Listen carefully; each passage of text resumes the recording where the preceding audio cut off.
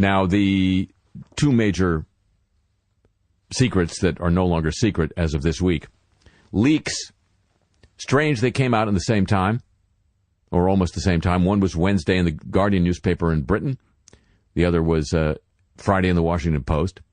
The Guardian leak dealt with a court order issued in April that Verizon turn over all metadata. That is to say, phone numbers called from, phone numbers called to, location of the phones. The data that as one of the defenders of this policy said today, it appears on your phone bill. But as far as I know, the phone company can't put me in jail yet. So this data being turned over to the National Security Agency, the super secret NSA. And Friday's release was about PRISM, P-R-I-S-M, the data gathering tool that was used to scoop up email chats, video, live chats from internet service providers by the selfsame NSA. Now the defenses of these. First of all, ladies and gentlemen, it's 5 minutes in again. When you decide that a ragtag group of other militants or foreign fighters is the enemy in a war against the superpower of the world, then it's wartime, and wartime stuff happens. Like Patriot Acts get passed by a Congress that doesn't even read them before they vote yay. So anyway, here we are. Defenders of these programs have said, among other things, that the PRISM program helped to foil the New York subway plot. But Ben Smith in BuzzFeed says that quoting British and American legal documents from 2010 and 2011, they appear to contradict the claim that PRISM was responsible for blowing that plot. This, according to Smith, appears to be the latest in a long line of attempts to defend secret programs by making, at best, misleading claims that they were central to stopping terror plots. The court documents don't exclude the possibility that PRISM was somehow employed in the Zazi case. Zazi was the alleged plotter of the New York City subway bombing that didn't happen. The documents show that old-fashioned police work, not data mining, was the tool that led counterterrorism agents to arrest Zazi. The public documents confirm doubts raised by the blogger Marcy Wheeler and the Associated Press's Adam Goldman and call into question the defense of PRISM first floated by House Intelligence Committee Chairman Mike Rogers, who said PRISM had stopped a key terror plot. He said it again this morning on the Sunday Yak shows. When they say that the listening in, or the gathering of data, they weren't listening, was legal, who's listening? I'm not. The law in question is the Protect America Act, which was passed to fill some holes in the Patriot Act.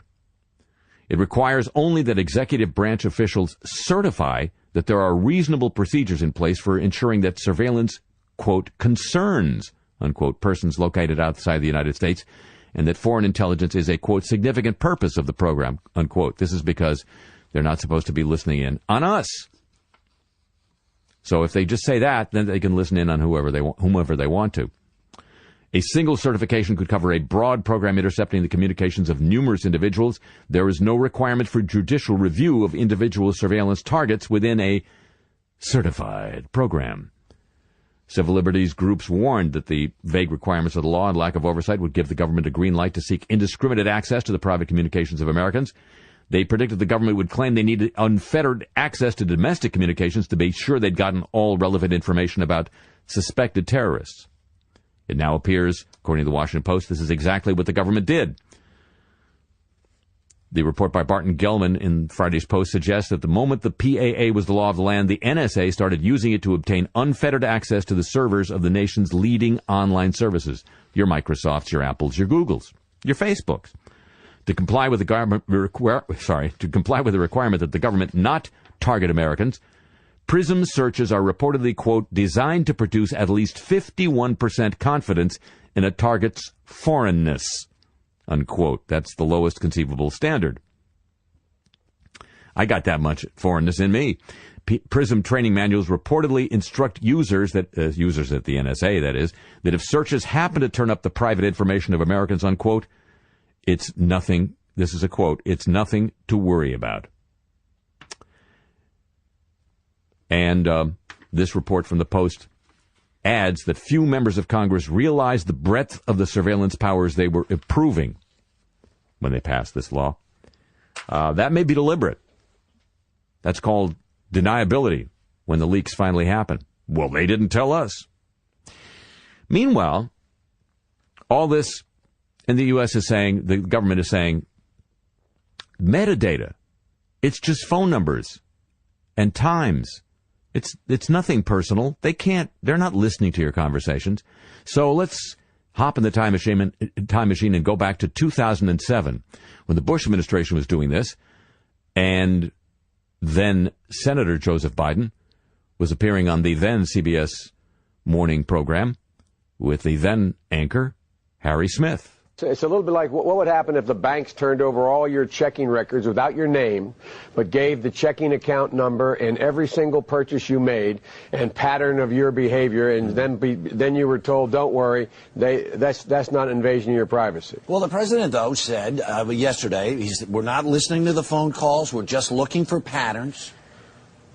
Harry, I don't have to listen to your phone calls to know what you're doing. If I know every single phone call you made, I'm able to determine every single person you talk to. I can get a pattern about your life that is very, very intrusive. And the real question here is, what do they do with this information that they collect that does not have anything to do with Al-Qaeda? By the way, that's Joe Biden back when he cared. By the way, last time I looked, the FBI had tracked 2 of the 9/11 terrorists. There just wasn't communication between the FBI and the CIA and other enforcement arms. So to fix that, they got to listen in on us.